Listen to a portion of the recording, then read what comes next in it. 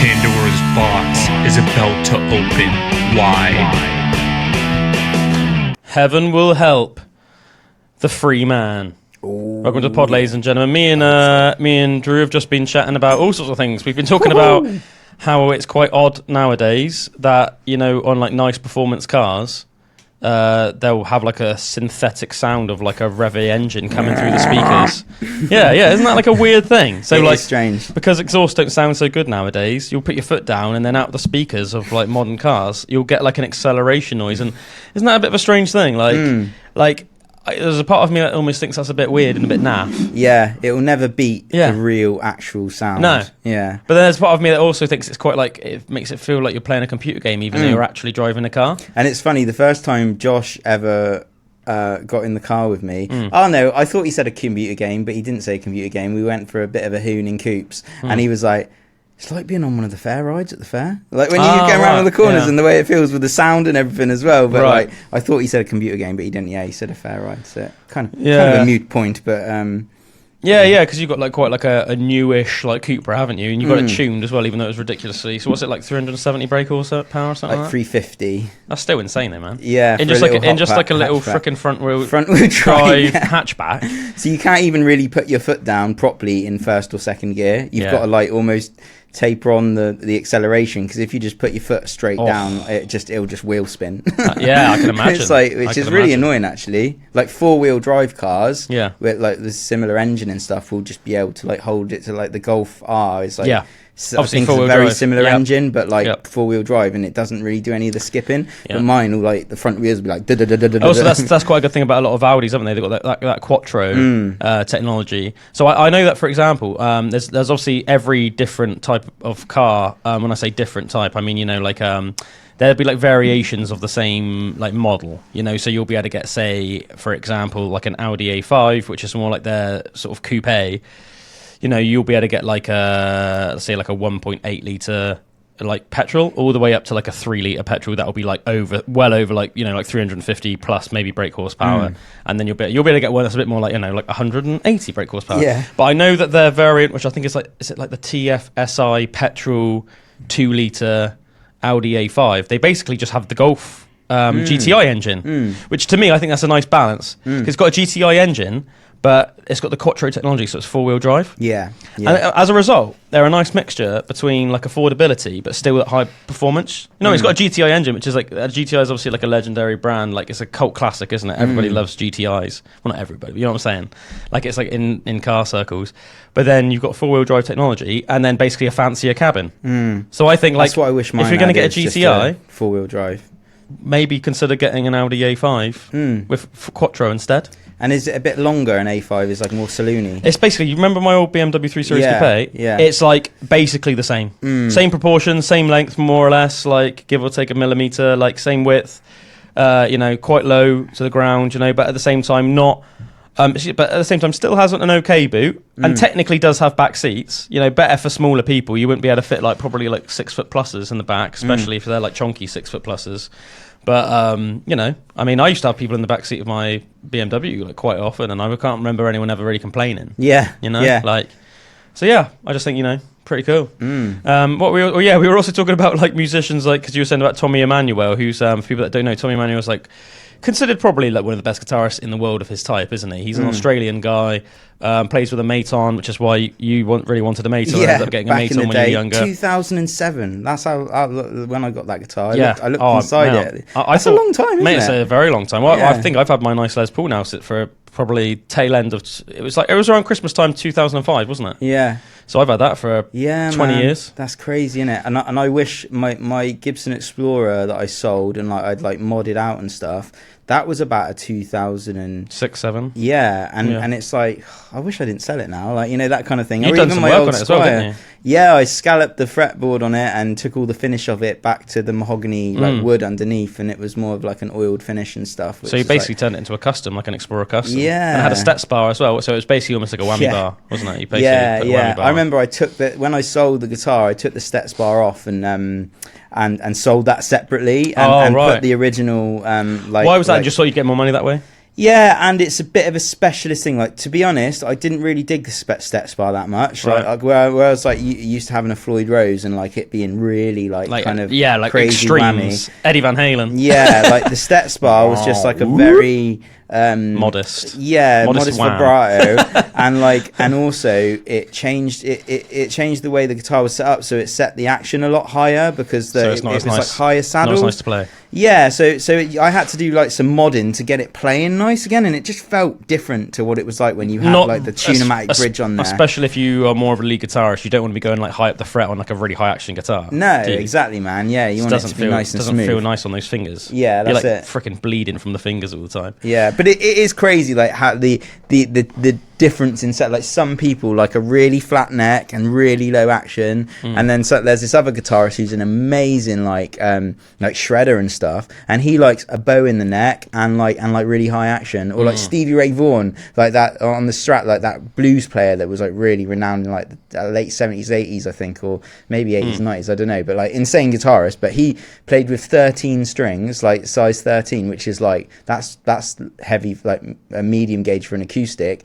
He'd play like with 13 gauge strings on an electric on a Strat and a really high action as well, and it's like he like real wanted to work the strings and stuff, and it's like it's crazy, Some it's no, it's interesting. It's interesting. But we were talking about Tommy Emmanuel. We were saying because Drew was saying he originally started off as like a drummer, because we were originally like laughing because drummer and rhythm guitarist. Drew was telling me about this. Like, quite frankly, I've never heard it, but quite frankly, it sounded awful. Like a cappella, like track that he did. So like people obviously don't know. I'm sure most people do. Like a cappella is just basically when you sing without any other instruments. But and I was just saying to Drew, like, why, if you are essentially like a bit of a rubbish singer, but you are like one of the best guitarists in the world, why on earth would you release an a cappella track of you singing? Because from what you were telling me, it sounded like cringe just hearing it. Do you know what I mean? Like, and then you were saying though, it's like, one I always skip. When it gets to that one. Well, mate, I'm not surprised by the sounds of things, but and then we were talking about. Obviously, like Drew was saying, he thinks that Tommy Emmanuel is probably just really sad about the fact he can't sing well. But he's like, but he tries to incorporate that feel into. Because I heard tracks. on his new album that he's doing as well, he's like, I'll probably try and do a couple of vocal ones on there. Like, I was like, mate, like you're like, come on, Tommy, mate, he's like, you make amazing instrumental acoustic music. It's like, does he want to sell any albums? Jesus. It's like putting everyone off. But you were saying, he still tries to incorporate that feel, which you normally like. I think it's easiest to get across feel, obviously, in vocals, isn't it? Because you can literally and meaning because of the words. Yeah, of course. Yeah, but you can still bring it across in music. I think classical music is a great, probably classical music. Any genre you can do it, but I think classical music you really see, maybe just because of the such high level of musicianship traditionally. You could really hear that in a lot of classical pieces of music, but any genre you can hear that as well. Obviously, like metal music is very evocative. All sorts of music can be very evocative, depending on what you like and what sort of mood you're in. You were saying about how he started off as a drummer, and as a result, he's like got a very rhythmic style. Obviously, another good example of a very rhythmic guitarist would obviously be James Hetfield, and he even says he like openly, because he is so naturally rhythmic, he like thinks of the guitar like he literally like actively tries to play the guitar almost like you're playing the drums, which is quite a funny thing, isn't it, to get your head around, because it's so different. And I remember speaking to Josh about that as well, and he's also, super rhythmic. Yeah, that's one of his strengths. And that's it. Like, with the way that he would learn songs, and I remember asking him about the way that he sings and plays guitar at the same time, because when I sing and play guitar, it is rhythmic, but they've got to be like this like one thing that happens, like where like I can't play as complicated things as I would on guitar while I'm singing. It's got to be like this feel thing, and like Josh would say to me, it was like a rhythmic puzzle. So like you'd be doing something rhythmic on your hand, and then the words that you were singing, because like shouting and stuff in a band, like that like kind of shouting and singy stuff, it's very rhythmic as well, like what he was doing. And he said it was almost just like putting the two rhythms together, and then it becomes like one thing, and that's how he would learn to sing and play these really insane. I'm trying to think of like, say, like Death by Kai verse. Like and like guitar, in terms of what Josh would be playing rhythm and like the words, and trying to like think about that in my head. Yeah, the one that comes to mind is like for poison, like to the poison of society. And obviously I've heard of that song. It's not like the one. It's not one of the ones I'm most familiar with. Yeah. So, or anyone anyway. It's like it's literally like the same for every, because it's very riffy. So like that, the rhythms of that riff, and then whatever he's singing, it's like just putting those two rhythms together. I've just figured out exactly what he means. I'm thinking of No Faith. You know, the riff like dun dun dun dun dun dun dun dun dun dun dun. Yeah, and that's a simple one. Like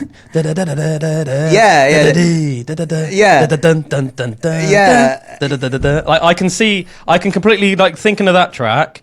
I can see how, you know, you could get into like a mindset whereas you're like locked into both, so it's easy. Yeah, but I think it depends what sort of genre you're playing as well. He said it becomes one thing. Yeah, I get that. I get that, and it's great. But for me, like, it does become one thing, but they're more like easy, or I don't know. When that's you're quite strumming good. Chords, that's still very good multitasking, isn't it? Yeah, that's still like a very high level. When you're strumming chords, it's like normally the thing that your hand's doing is almost like slower or more open than what you're singing, or it's like, or do you know what I mean? It's like when you're just kind of strumming chords, you can do kind of rhythms and stuff, but when you're singing like with it, or finger picking as well, it's like almost like these, like, it's quite like a solid like bass to singing over. Yeah, but where it's like real complicated like rhythms that you're playing with electric, like in like, you know, like metal riffs and that, they're just random, and I'm like, I couldn't imagine, like, it would take me a really long time to just sit there and like practice doing that rhythm, but then another rhythm over the top for the singing. Like, I think I think when you think so much of patience. I think when you think of some like Metallica songs, when you think of like Battery and stuff,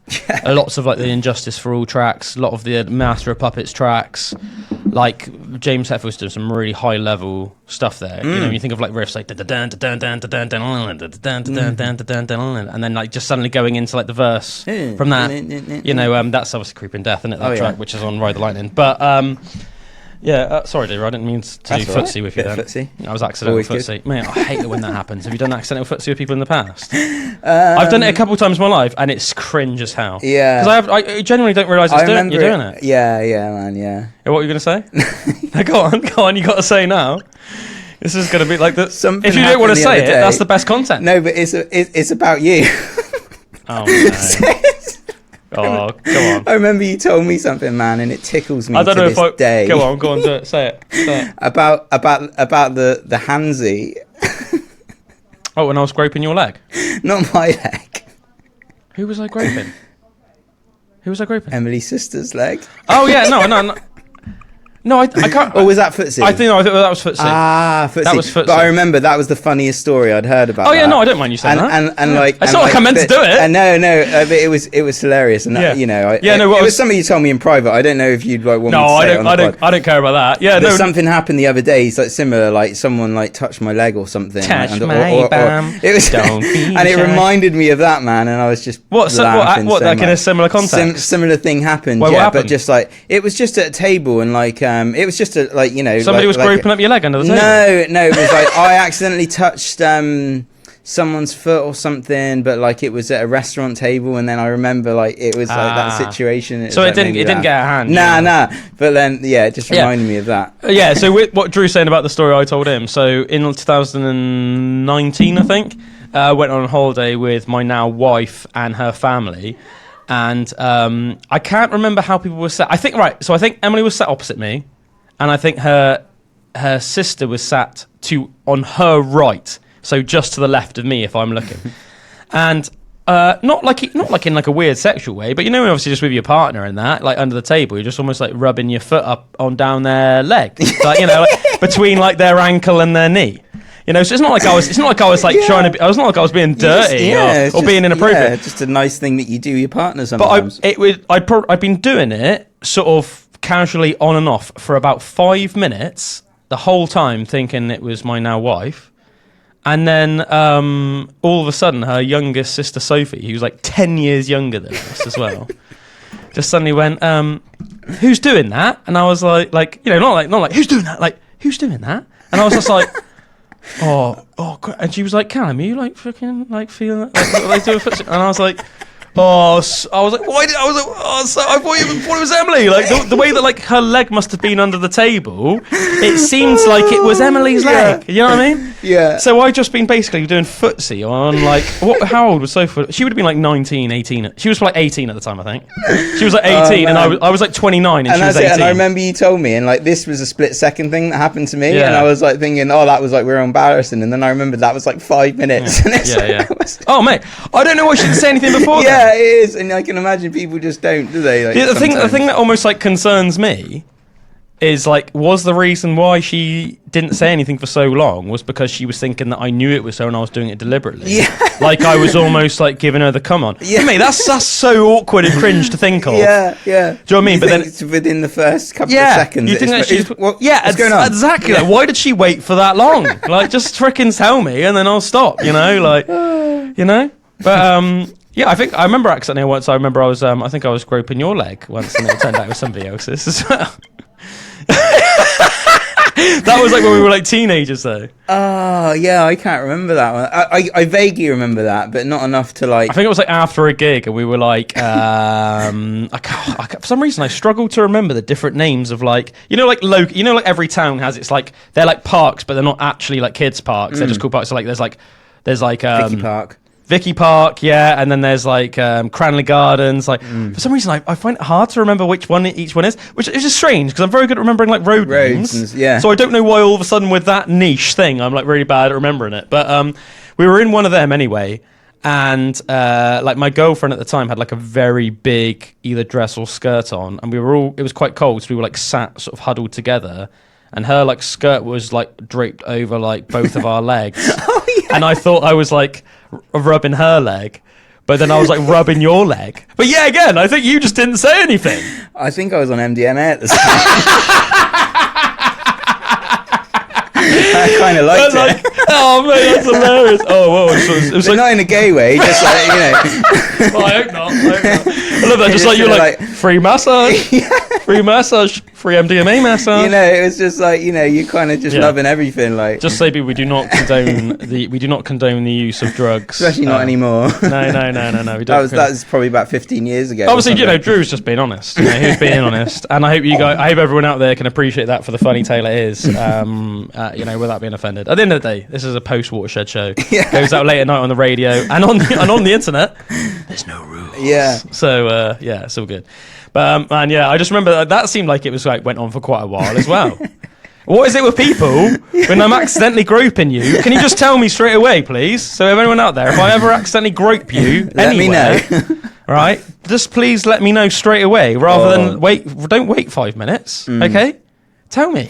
The worst one as well was that time. Do you remember we were just talking about Meg's brother Dan before we went live on the episode as well. Yeah. And when he lived with us in the flat over the road in Bridgewater, he was living there at the same time as that really like the older lady from Hinkley Point, Sarah was living there. Oh my god, that sounded like quite a funny time. We were all one night watching. I had a big projector there and like a big corner Hector the projector. Yeah. And we were just like, we all just watched a movie, but Dan decided to have a few drinks, and it just got really uncomfortable, and it was like Sarah, then Dan, then Meg, then me on the sofa, and like about halfway through the film, I just like look over, and Dan's looking at me going like, and he's just got his hand on Sarah's leg, and she's like 56 or something, and just like rubbing up her leg.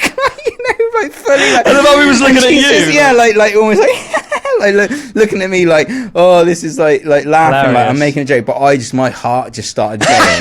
When you're like really uncomfortable in a situation, and I was just like, this is horrible, like and it was like so embarrassing. I love that that made you panic. Yeah, and I'm thinking, oh, my 29-year-old mate at the time, and like 56-year-old woman who's living at the. Was she just okay with it? She was just alright. She was just like like letting it happen, like and it was. She was like you. She was like, oh, it feels quite nice. She was like, well, I'm just going to go with it. That was what it was like. Free massage. And it was like, oh my god, but it was like the weirdest thing ever, and it was like, oh. It's so funny though, isn't it? Because I feel like a lot of people, There's obviously like a huge wide spectrum of how like tactile people are, and things like that. And Some I feel people like, are proper weird. like I can with, imagine if I did that touching. to some people, they would like. Do you know what I mean? Or if like say Dan did that, like it would. What are you doing? Would freak out. Yeah. Like the moment you. Some people don't even like Physically- hugs or anything. Or No, like, no. stuff, Like yeah. you get like bad, like not bad vibes, but like uncomfortable vibes. Do you know what I mean? Or like that chick off Reacher, she doesn't even like handshake with people. Neely, she doesn't even like handshake with people, does she? Yeah, She's no, like, she doesn't. no, Yeah, she's yeah, got yeah, a weird yeah. thing about touch and stuff. Neely's cool, man. Yeah, But I love just Neely. don't give her any physical. Yeah. Physical. Oh yeah, it's like that with like Emily's mum, my wife's mum. Like, Oh, is it? I don't give her a hug or anything. I tried to a couple times a long time ago. Very awkward. She just went all like stiff and rigid, and it felt horrible. Yeah, yeah. And like when it's Yeah. like the universe is just sending you signs like Yeah, don't like- do that.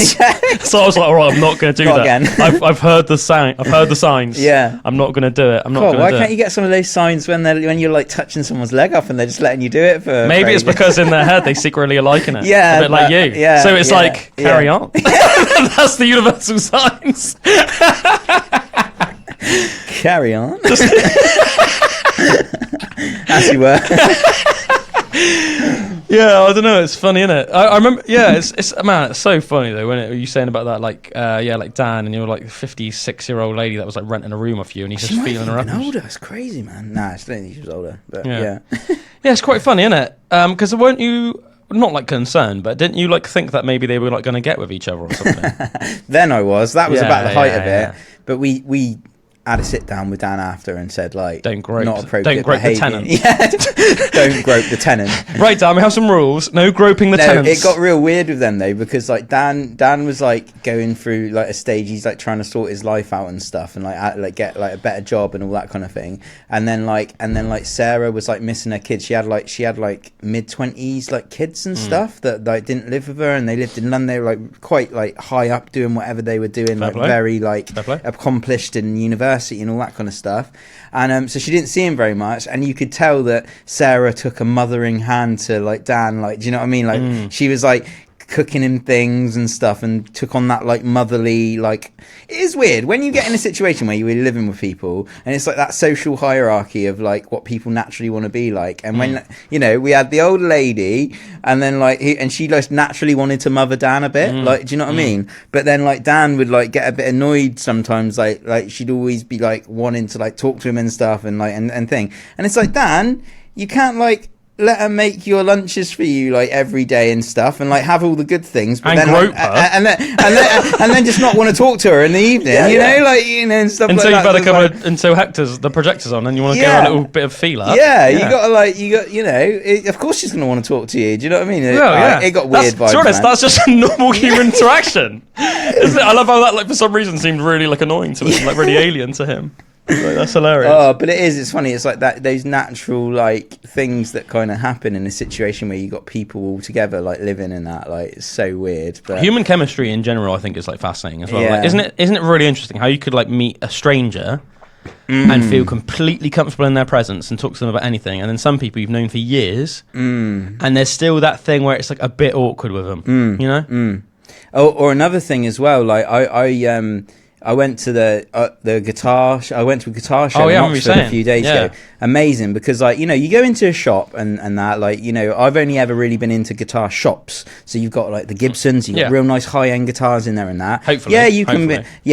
Hopefully you can like play them. But I almost feel like unless I'm going in a music shop and I'm like wanting to buy something, there's almost like I can imagine they're a bit taboo. like it's a bit like taboo. annoying that you're just playing all these because every time you guitars play and, a like, guitar, there's the potential to like, you're wearing down the fretboard, you're wearing down the strings, and all like, of that. But at a guitar festival, or like a guitar show, it was cool because you had all of these like builders there, and like all of these like people that like luthiers. Yeah, luthiers. That, Imagine if you just went like there were just randomly loads of builders there, loads like of builders, like guitar loads of makers. brickies. Yeah, and like they have obviously spent hundreds of hours on these instruments, like making them and everything. But it's a different vibe there. They want you to play their guitar. Yeah. So I was just going to every stall of like all these lots of electric. There's like one room was all electric guitars, and then there was just this other smaller like hall which was like acoustic guitar builders and stuff. And it was amazing speaking to these guys. And what you're saying about that like social interaction, it was really nice, like connecting with obviously like masters of their craft with that, and quite naturally like introverted people that are like, you spend hours like crafting something and going into the details of what it takes to make such a high-end instrument and stuff. And it was like the thing that I instantly connected with these people. That's so like cool. so like sitting down and trying their guitars, but them actually wanting you to.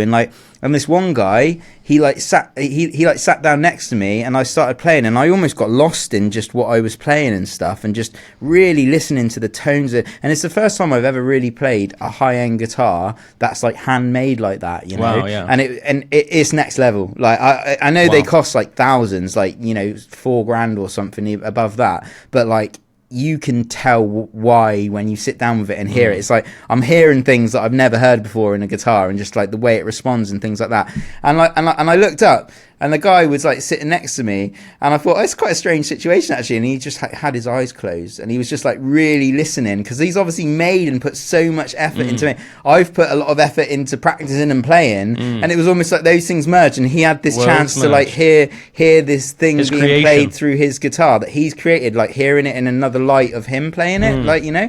And it was like real nice little like moment, you know, of like like God watching a human give birth for the first time. That's what it felt like. Yeah. And I thought, I wish I could get to the pub with this guy and like his brains about stuff. Mate, new best friend. Yeah. Did you take his number or anything? Do you know what? I got cards of every guitar maker there, well, but not that one. I know. Any sense, I think I was just too lost in it. Was like your favourite guy. Thank you. And see it, but mate, so cool. Like English walnut back and sides on the acoustic, and then like a cedar top. Sounds and then amazing. he had another one that was like a maple, like a flamed maple back and sides with a spruce top. And it's just this beautiful wood, you know. That walnut one sounds amazing. Yeah, I think man, I'd like that. It was so nice. So what's that? Just a steel string acoustic? Yeah, steel string acoustics, and like and there was this other guy as well from Bath, and he was there, and he looked. Whereabouts was the festival, man? It was in Oxford, and it was just at a school. So you drove quite a way. Yeah, man. I just like, do you know when you just like impulse? I'm gonna do this. It's gonna be fun.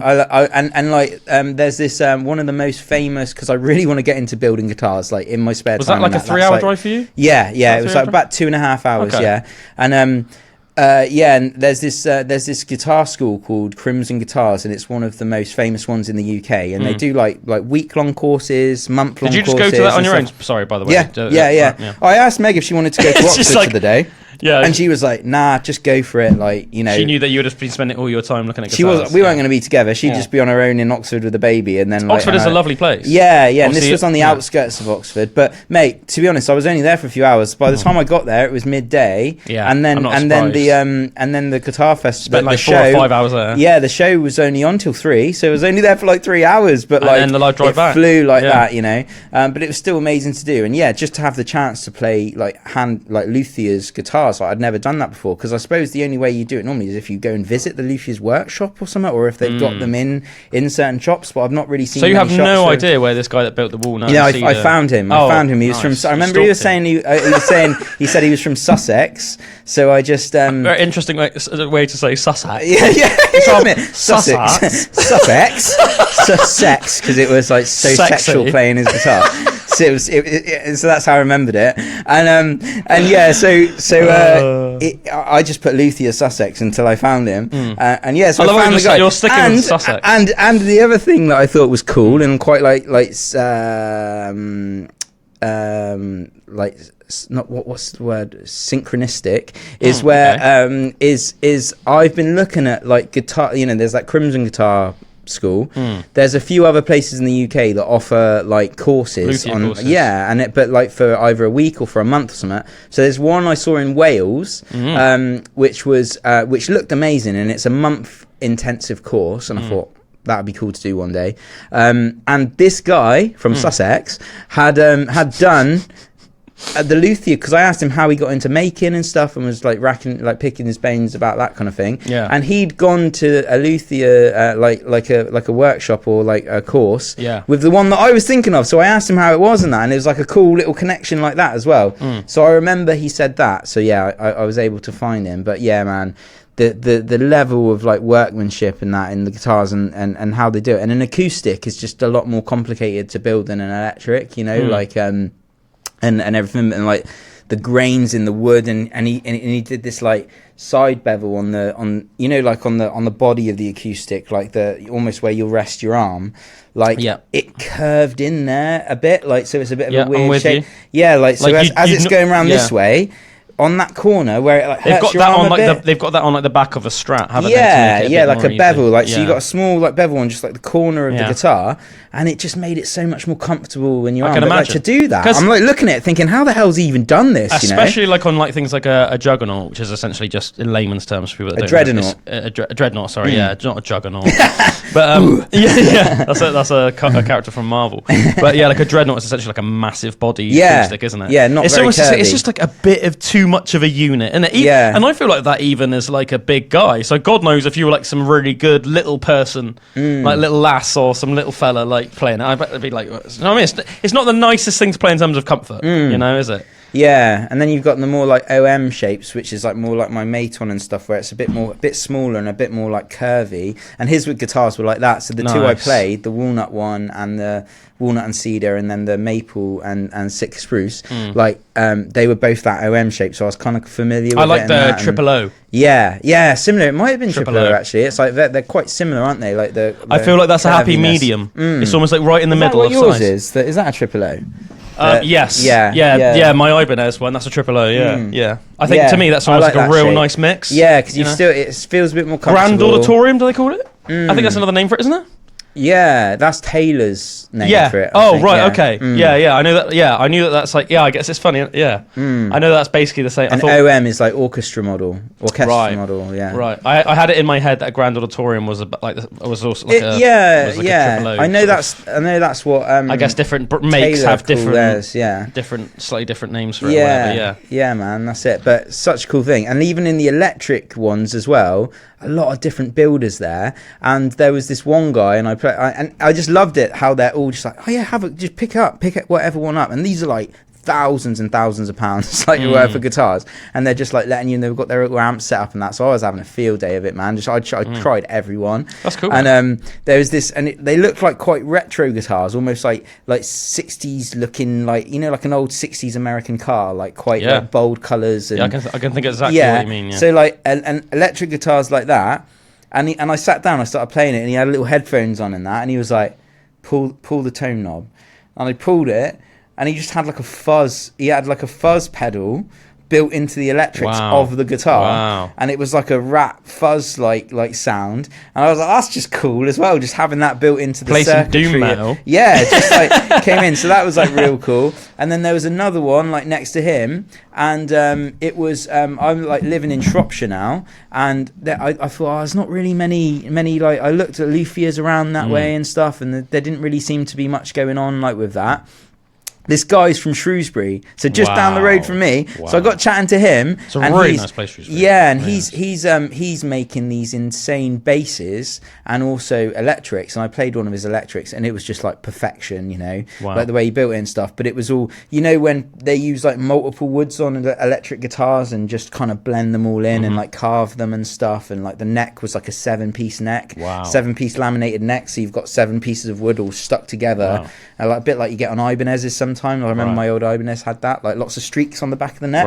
And just so cool, like lots of workmanship that goes into it. And I was like picking his brains about that. And he was saying that there was a luthier just by Ludlow, and he's retired now. And this guy's actually bought like a lot of tools off him, and he lives in Ludlow now. And I was like, mate, that's cool. Like just as a little thing to know that there's this like retired cool luthier I might meet just like in Ludlow at some point. And 100%, man. Yeah. So not just literally just down the road from you. It's like less than a half-hour drive or something, isn't it? Really? Shrewsbury. Yeah. It's like the capital of the capital of Shropshire. Yeah, like the main town or whatever.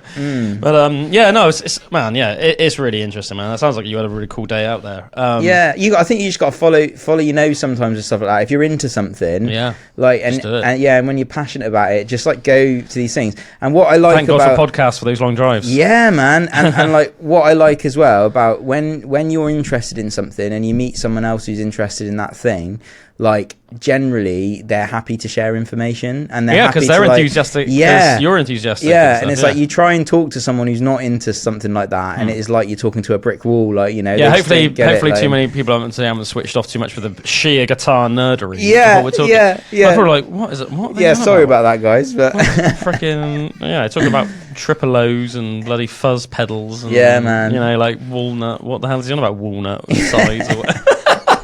Really beautiful. Yeah, no, it's really interesting though, isn't it? And I like to think, because I'm like this with a lot of podcasts I listen to as well. I think sometimes it's really interesting to hear about things that are so outside of your normal domain. Do you know what I mean? Like, listen to that, because I guess that's how you grow up as a person. I like listening to anyone like talk a fly about on the something wall. like passionately. If they're into it, it almost that it's like energy. you feel like a fly. It's that fly on the wall, like a glimpse into a world, isn't it? And like, you know, hopefully, you know, the way that we're talking about it, it's enough that even if people that aren't guitarists and that they might. Hopefully they're keeping it up, you know, with like what we're talking about. Like, obviously, like, so like we're talking about, like, you know, the walnut back and sides, or like the cedar or the Sitka spruce. Like, different woods give a guitar a different sound. So obviously with an acoustic guitar, that's really important because it's more noticeable generally in acoustic guitars. Yeah. Because it's the actual box. It's and more the of a body natural that's making the sound. Like in an electric, like it's a lot more synthetic, I guess. If you want to call it that. The pickups make most of the difference in the sound. Still makes a difference, and it does still make a difference, but not as much. It's not as easy as to tell between an acoustic and an electric guitar, and it's funny. Like, the more you get into it, like I'm getting into it more now, and it's like the kind of engineering and the science behind why an acoustic sounds like it does or what it does. It's like, it's crazy, man. It's like it's really cool. It's an art. It's a science. Isn't it? It's a science. Yeah. I don't know. We've talked about this before, but like everything, once you get into it past a certain level, you realize there's a science to it. Like everything, like pretty much everything in life, there's like a science to it. Once you go balls deep enough. Yeah. One thing I thought was very interesting earlier on. Obviously, you were saying about a musician friend of yours who is like so talented with singing, but it's almost like so not rhythmic, to the point. It's really interesting you saying, you know, that you love, you know, you think her voice is so amazing, and like, you know, like the best female singer you've ever been around, like heard singing in person. Yeah. But then it can at be the quite same hard. time, Like, obviously we were talking about Josh earlier, and people like Josh and James Hetfield, who their strength is being rhythmic. Yeah. But then her strength is like the pure quality of her singing voice, in terms of how she sounds and her control of range and everything like that, I imagine. But how she's so not rhythmic. And isn't it interesting just how, again, it's like, you know, it's not like you're like a good musician or an okay musician or maybe not so talented in the field of music. It's like there's just such a spectrum of so many different things, you know? You know, like we've talked about before, like, you know, you could be like a studio musician who could be an insanely good musician on whatever your chosen instrument is, but you like might be incapable of writing a song. You know what I mean? Just like incapable of it. So, you know, you can make a lot of money as a studio musician. Like, okay, I need an amazing saxophonist, or I need an amazing guitarist. I'm writing this album. I need some saxophones. I'm going to get this guy in. I'm going to basically say, right, play this, and he's just going to nail it. Or maybe not even say play this, just say, like, I want something like this, and he's just going to come up with something that blew you away, better than you could even ever imagined.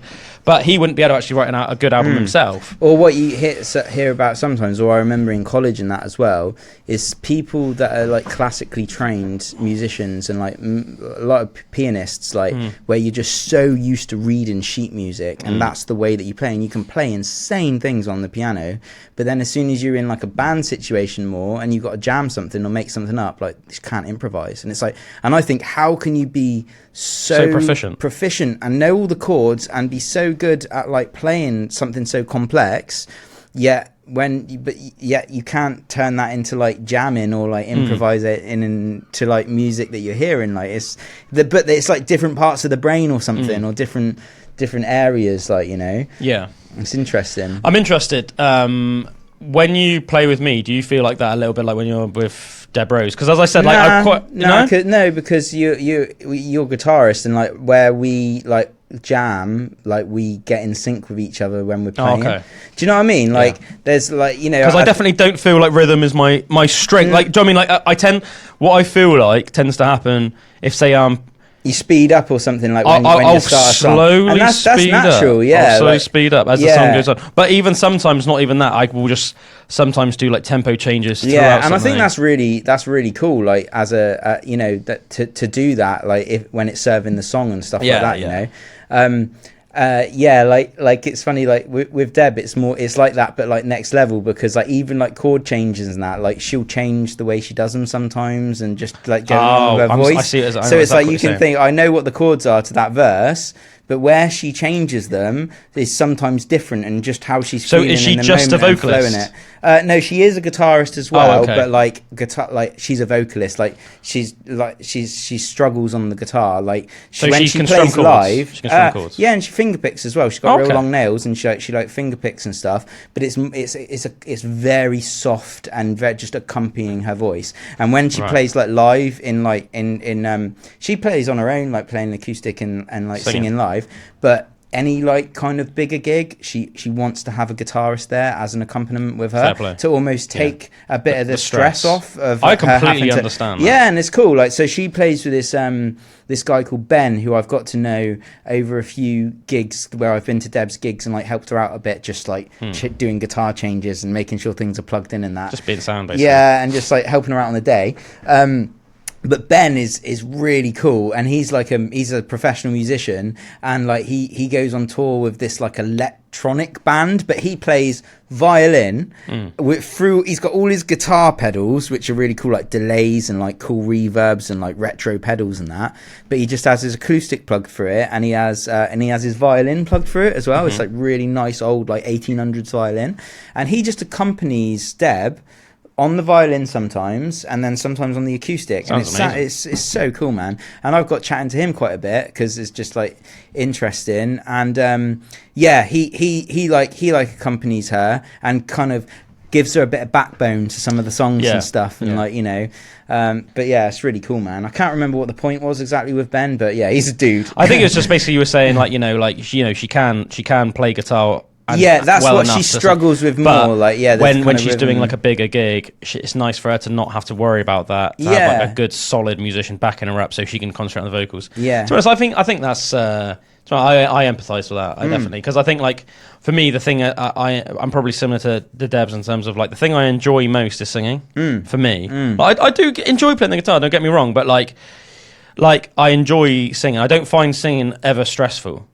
Whereas I can find guitar playing. I find guitar playing stressful sometimes. The thing I'd be stressing about if I was going to play a gig would be I better not mess up the guitar in. Yeah. And I better remember to play everything properly. But it's like the singing, it's like an afterthought. Like that's I don't even have to worry about that. That's just in there. That's fine. So it's nice to be able to concentrate on something that feels really natural, I guess, without the stressful aspect of it. It is. It's funny. We've all got our own things with that as well. Like, it'd be the opposite for me. It's like the vocals and stuff, and like, Yeah, Josh would say the same thing, doesn't it? Josh like hates singing nowadays. Like hates it. Like he always, he says that he's always up for doing something, for fun, like we did with the Linkin Park thing. Like if we ever, but in terms of like, he said that I'm pretty sure, correct me if I'm wrong, Zeus, but I'm pretty sure he said that like he just is just not up for singing in public anymore. Like, which is funny, isn't it? Because he spent no quartet over I don't think he's up for like doing like not publicly, not publicly. No. I spoke to him about it, and he said he'd be well up for recording it, and like even doing like a funny video for it, but not on the day, not doing it. He said he would feel really uncomfortable doing it live. So I was like, fair enough, man. Fair enough. See, I think like, because for me, we were talking about sort of like stress. Like for me, that would be so funny and so unique and so niche that I wouldn't find it stressful in the slightest. Because to me, I would just be almost like thinking it was so funny. Like almost like not taking yourself seriously, just like having a full laugh, but then incorporating like music into this really like, it's almost like hilarious, but it's good. And it's also kind of hilarious because it's good, but it's good because it's hilarious. Do you know what I mean? It's like, and it's like, that's, so like to me, that would be really just like fun, especially just doing it with some mates. But yeah, I think Josh just like finds it a bit stressful, like for some reason. I don't know. Yeah. But I do find it, quite interesting because he obviously was a vocalist for so long. Frontman. I always remember like with a band, it would be like he'd say like, or along the lines of like the vocals are like a means to an end of the whole experience of the band. Do you know what I mean? It was like it was like a part of it. Someone has to do it, and he's the front man. Yeah, and like it was about the whole sound of it. So even when he was thinking about the vocals, it was like how how it made the song sound like this, or do you know what I mean? Or it wasn't just about the vocals. It was like and I even remember like when we were recording in the studio and stuff, like doing. I feel like that's such like a metaller's way of thinking of a song. Techniques and how it sounds to do that scream in that way, to carry it through that bit, and it's about an overall texture that you're trying to create or something, rather than like singing. You know what I mean? It's like singing for the sake of singing almost. You know, it was always about the overall sound that we were creating, like for the song. Yeah, I mean, I think that's really good. Like on the whole, I feel like I've heard lots of metalers say that. Do you know what I mean? It's a very like metalers way of looking at songs, but I think that is really good, and I think obviously that is in general something that I think is like a really good message. So like tell people. There's so many different ways of doing things, though, isn't it? Like even remember when we went to record down in Wales. Yeah, in Wales, in Newport. Like the way that we recorded it was like we were building this thing up, you know, and we were doing it layered and all this stuff and creating this like soundscape and that. And then I remember the guy. It's always stuck with me. The guy. Oh my God. Jeff Rose, that's it. I don't know what I remember, mate. That's so good. Like, I'm friends with him on Facebook. So Jeff Rose like just showed us some recording that he'd been doing with another band in there at the time, a couple of weeks before, and these guys were really good. Didn't he do some recording for like Bullet for My Valentine? Yeah, their original stuff they first did with like Jeff Rose and that. Yeah. But it was a 3-piece, and they were just amazing together. And the way he did that was like he just chucked them all in the room, mic'd everything up, and just pressed record on the thing. So like live recording, Black Sabbath but style. It sounded epic, you know, and that's it. It's that whole different way of doing things, you know, and like and I remember thinking then like this is cool, like this sounds like so different from like the way that we're building up the track and stuff. So why did he do it differently with them? Did he just feel like because it was like they weren't recording. I think he told us that he saw them live and knew them, and just said, come down to the studio, I've got to record you. I've got let's just do a session. And I'm like, do you know what I mean? It was more like because he wanted to just do it as well. Right. So he just got him into the studio. That's if my memory serves me correctly anyway. Like that's why it was almost like that vibe. It was like he wanted him in the studio, and it was just a short little one session where he just like he just like recorded some live stuff for them. But it sounded so cool, like when he captured that moment of them all like playing together and that as well. And it's such a different way of doing it, but yeah, man, capturing some magic like that sometimes, you know. And I think I would really want to do something like that in a band situation, like recording like that, and in the future, like you know, I've much bit more been the way of like Lego brick recording and building stuff up, like, you know, just creating it like blocks, and you know, I love doing that. And it's almost you can paint a picture with the production program and stuff, but like doing it, capturing that live when you're tight and so good enough as a band to be able to like play something really tight and like really cool like that, when you capture that, it's special, you know. Yeah, definitely. I don't know if it's just like an impatience thing as well, but I find that like quite monotonous, and I feel like as a result, if you're finding something monotonous, that's probably going to come across in how you're playing, and then you're losing some of that magic. Whereas I think what's really fun, at least for me, is like capturing that, almost like trying to capture lightning in a bottle as best as possible. So like come up with something that's like catchy, whether it's like, with me usually it's like almost like catchy and a bit comical, because that's just usually the way I like to write style. Things. Or like or like if I'm actually, you know, if it's that's the easiest way for me to do something and actually sound half decent, you know. For some reason it's just like like almost like a bit tongue-in-cheek, a bit silly, and just focus on almost like the catchiness of it, like, and then like just capturing that basically. And then like if then afterwards once you've got, say, like the bare bones of that recorded, say in like a live recording of like, say, like the vocals and the rhythm guitar, then, you know, if you want to add something to that afterwards, because you hear it afterwards, you know, you can hear something in your head, oh, this would sound really good there, then you can add that afterwards. Do you know what I mean? But not like capturing that original like essence of what it is, like first time or something. And that's what I noticed, like when we did that Josh track recently, or like you sent me over like the bare bones of it, and when I built it up, it was almost like I could hear the essence of like what it was that you were doing, and it's almost just like adding to it or kind of like expanding it a bit and stuff, but it's like you've already captured the energy of it in that initial performance and stuff. Yeah, exactly. And I think it's almost like I think almost like with that as well, like for me, like with that track, it's almost like because I'm not like the most experienced musician, but I've always obviously music was like my first love, or at least one of my first loves, and obviously I've heard so much music in my life, like probably as much as anybody you could meet. Like I'm always every day I'm listening to new music and old music alike.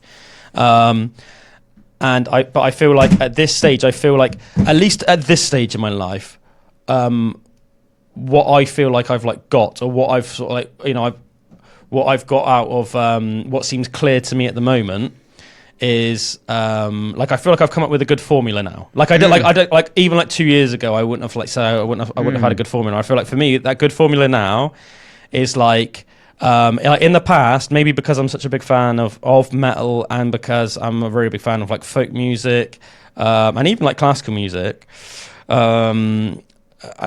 like sometimes there's like longer tracks, like Opeth, Metallica, proggy stuff. Yeah, and like don't get me wrong, some folk tracks are very short, but also there are some folk tracks where are still like 6+ minute tracks.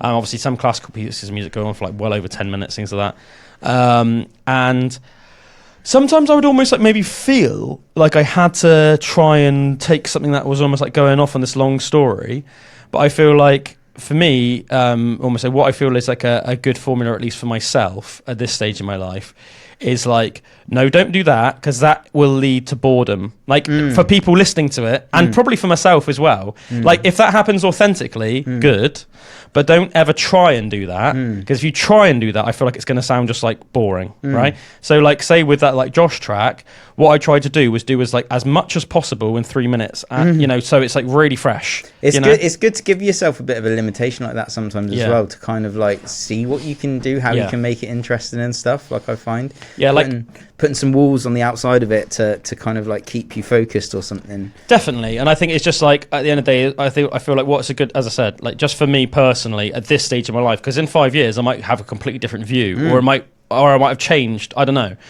but I feel like stages it's of creativity. Like come up with something you need like catchy. For me, I want something that's catchy, like a catchy like hook, or like something that's catchy. And almost like unexpected things, because I know I've talked to you about this before, and one thing that I've never changed my opinion on is like some music can be overly formulaic, and I feel like then it can become boring, or at least even if it's not boring originally, or predictable almost. Predictable and formulaic. So it's like you could like you can figure out a song sometimes before the first time you've heard it, you know what's going to happen, and then I think the worst thing that can happen is that the song comes to the end and it hasn't surprised you. You know, I could have told you a minute and a half ago, 2 minutes ago, exactly how the song was going to go, and it hasn't surprised me, and I'm sort of like, it's a bit flat, like to me, and I'm not talking like, I'm talking like this. I say it's a personal thing, but like it could even be like a chart-topping song. Yeah, some people want that because they're not so into music, and they want to know, they want to feel that they know what's coming next. Yeah, They're like, I connect with that because I know what's happening, or Yeah, exactly. Whereas I feel like when you're into it, you get balls deep with it, and you go into the intricacies of like how things can. And with that Josh track, that's why I literally like, I can't remember if it was, wait a minute, I'm just trying to think. So it's like intro, and then verse, and then I can't remember if it goes verse, chorus, drop, or if it just goes verse, drop. But the reason I basically put that little drop in so quickly in the track, I mean, I think usually in your head, you almost become accustomed to things. Yeah. And in a metal song, I always think, the drop will probably come about 2/3 to 3/4 of the way through the track. Yeah. And then it'll either become before or after a solo, and then we'll most likely go back into, say, like a chorus, and then there'll be like an outro or something, you know? Not always, but a lot of the time. A lot of the time. Whereas I thought what would be quite like fun and make it quite catchy would just be to put that drop in super quick. So if like I've already like the song's got to go in, you start thinking, you're like your brain's figuring out the formula, because it's quite simple chords. I can't remember exactly what it is, but it's like that D but without the high, so it doesn't sound quite as major, that I really like. I can't remember exactly what you call it, but it's like it's like the D with just you know exactly what I'm on about. I know. Basically you're leaving the high E. You're not doing anything with the high E. And then that, and then C, and then I think, is it G? I can't remember. E minor. There's definitely an E minor in there. Yeah, I think, and like in the drop at least. But Yeah, super simple. But as a result, I think once you're starting to like you figuring out the song, and then that's why I just chucked in the drop then, because as soon as you start figuring out the song, because your brain naturally does that with everything in life. It's looking for patterns, isn't it? Yeah, regardless of what it is, not just in music. Your brain, my brain's looking for the pattern, starting to figure out the song, and then I chucked in that little drop there just because then I thought it makes it fun. And then it almost like then it's more back to just like the catchy, silly stuff, and then before you know it, the song's over. That's it. But it's just like a 3-minute little fun track. You know? Interesting what you say about like your brain, like what you just said about your brain expecting something or interpreting, looking for patterns. Yeah, looking for patterns. So I heard someone talking the other day, and it really interested me about like intonation on a guitar and like like the correct notes, because that's something that I'm getting more into now with like setting up guitars and that. It really annoys me when things like out of tune and stuff, and there's like sometimes guitars can sound out of tune because they're a fretted instrument and you can never get it perfectly like intonated and stuff. So this guy was saying that what you're actually hearing isn't what's happening, it's a mixture of what's happening and what your brain's expecting to happen next. And it's like it merges that. And like, it's like, do you know when you look at some pictures on your phone and it's like you look at it enough and then you see change one thing, or it changes your vision, or movies as well, like that. And it's so weird how malleable our perception is, and our musical perception as well. And it's like I was like, whoa, I've never really thought about that. But sometimes, you're not actually hearing what's happening. You're hearing it like, it's like where someone can influence a word that you see and have you ever seen that where you can scramble up the letters 100%. In the middle and you can still read what it 100%. Says? And it's like, because your brain's expecting to see patterns, and like, and expecting to hear patterns as well. And, I thought that was really interesting. So this guy was talking about these two guitars that are intonated differently. And have you ever seen the frets where they go, it's called true temperament tuning or true temperament fret system, and it's like they look all scraggly. Have you ever seen the frets and they look all like weird shaped and scraggly all the way down? It's really weird, man. It's super expensive to do in a guitar, but it's basically a way of getting it intonated a lot more like on point with but it's quite complicated and it's a bit weird. He was saying that he did this thing where he played that guitar or he played a normal guitar for 45 minutes, and then he would straight away play that true in or whatever I just said, like, or the string fretted guitar for like 15 minutes afterwards, and did it for like 2 weeks. And he said your brain is so weird. Like at first his guitar was sounding awesome, and then he would play the true temperament guitar, and it would sound way better, like initially, because the tuning's better. But then all of a sudden, like after a few minutes, like it would just sound normal again. And then he would go back to his normal guitar and it would sound weird because it was different. But then within 5 minutes, it would start sounding normal again. Yeah, I've definitely experienced that. Your mind just starts, you just start like hearing the imperfections and making it more perfect in your head. Like hearing the way that it's slightly a little bit out of tune, but it doesn't affect you anymore and it sounds in tune. And it's like, it's so weird what your brain's doing, you know, without you realising it. I've definitely like experienced that myself, and I'm sure you have as well. Just like say like just playing guitar, so like so obviously I've got like a Gibson Les Paul, and then I've got like a Tanglewood Strat, which was my first ever guitar, and as far as electric guitars go, they're very different, aren't they? Very different. Yeah, one's a shorter scale length, set neck. The other was like a Strat shape, longer scale length, bolt on neck, like single coil pickups. Rather than those like humbuckers on like a Gibson and stuff. And like it just sounds very different, you know. Like if you think about like a Red Hot Chili Peppers sound, it's quite bright, vibrant. Sounds almost like airy. I don't know. I'm trying to think of different words to describe it, but you know, it's like jangly, bright. You know, and it's like that very like sort of Red Hot Chili Peppers sound. You know, and then you like Gibson. It's like often used by metalers, rock. You know, more like hard rocky guitars. Yeah, solid body mahogany. It's a thicker guitar. Very great for blues, great for metal. Obviously, like metalers like, you know, Zakk Wylde, you know, always been associated with playing Les Pauls, things like that. Lots of, you know, James Hetfield often plays the Les Paul. So do lots of other, you know, Kirk Hammett, lots of other guitarists. But yeah, there's definitely been times where I've gone, you know, say I've played my Les Paul for half hour, unplugged, picked up my Strat, and it sounds like mental. Whoa. Mental. This is so not necessarily in a good way or a bad way, or maybe just or like depending really on the day could be both. You know what I mean? Like, or could be either or. I mean, you know, like some days I'll be like, I swear that actually, like, even though it's Gibson's way more expensive guitar, I'm actually like, I prefer the sound of the Tanglewood today. You know, which is like really strange. I think it's just because it sounds like so different. But as you said, it's like you're almost like look at those differences. You're almost like picking them out, like almost like it seems like it really hits you in the face. Yeah, especially when you go between the two of them. Yeah, like very, very different sound, you know. And then almost like going back to Les Paul, suddenly might seem a bit weird.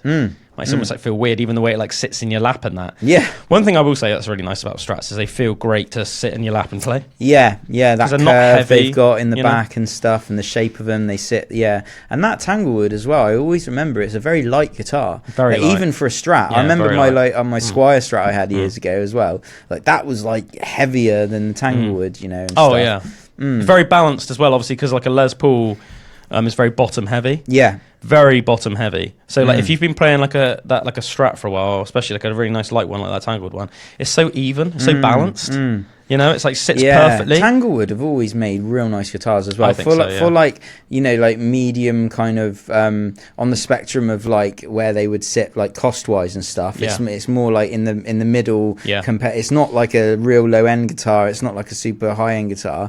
But it just shows as well, like, and I've been getting into this more as well. Like, there's this guy called Milehouse Studios on YouTube, and he's a luthier from Plymouth, and he's hilarious, man. He's a carpenter, and he's like an ex carpenter, like kitchen fit outer and stuff, and he's just like he's real like quite vulgar on his channel and that, but just hilarious. He's like, when you're in here, this is my workshop. It's like I'm on a job, I'm on the site with you and like and stuff, and just like he's real funny, like super hilarious sense of humor and all this stuff. But he started doing this series where he's a luthier, so he knows loads about setting up guitars and about making them play amazing, and like getting like super cheap guitars like Epiphones or like Squire Strats and stuff like that, or just cheap guitars that you can get second hand off Facebook Marketplace and that, Harley Bentons, like all this stuff, like 80 quid. Yeah, and he's like, how good can you get these guitars if they're set up right and stuff and done? And he always just does a bit of work on them, bit of work with. It's a bit like buying the car, isn't it? And you've got like the shell, but you're taking out the engine and taking out the tires and putting like premium stuff on it. And he was saying that, like,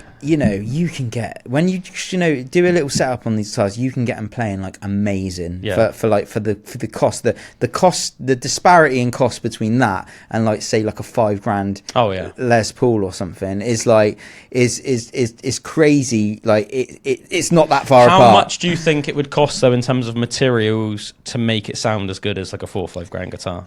Well, this is the thing. Like it's just a setup. He doesn't change anything on them. Oh, okay. So he doesn't even buy any pickups or anything. Nah, he just like, I don't even understand how he would get it sounding as good. Yeah, I mean, from my limited knowledge. Yeah, and I think it's more like nowadays, like more modern stuff and that, like, or whether it's amps and stuff, like you can get pickups sounding like pretty good in that as well, like changing some settings and that, but it's more about like the setup of the guitar, like the frets, and if it plays really nice, the action's nice, you can generally get it to sound like quite good or like respectable. Like there's not that much of a jump in sound compared to like the cheap one to like the thing. It's like it's more about how it feels, how it plays, is it in tune? Like them sometimes that's a load of crap, like the action's super high and that, and it's just like horrible to play and it's not playing in tune. But if it is, then even what it can do to your brain, you feel like it's a nicer guitar than it is, you know. And it's sure. and the sound wise, like in modern pickups, whatever they're doing, I think a lot of the times they'll have like they'll get some really nice pickups and they'll copy them a lot cheaper. Like there's like Warman pickups, a UK pickup company. Okay. So ones I've got for that Strat that we're doing nice.